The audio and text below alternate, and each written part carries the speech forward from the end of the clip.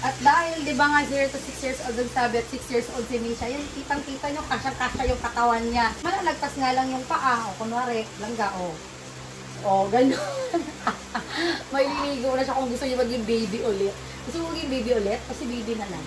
Si baby na lang. Si baby na lang. Good job!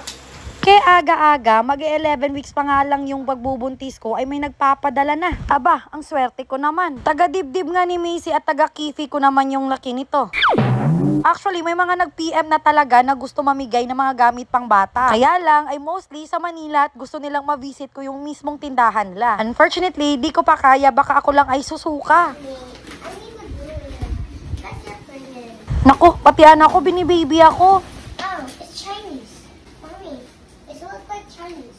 Is it Chinese or Japanese? Oh, it's Japanese. Kuya! Oh my goodness. See it out. Whoa! So cool. Ah! That's good! Sayang, hindi po live blue. Hindi kasi available yung blue, guys. Actually, available ang blue, but without pad. So, sayang naman. Ang laki nga niya. Ang sabi, 0 to 6 years old.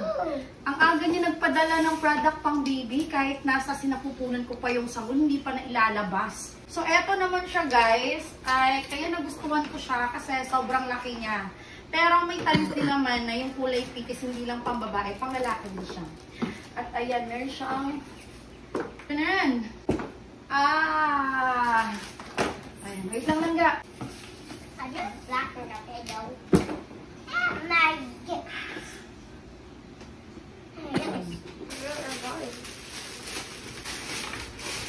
Ang lambot!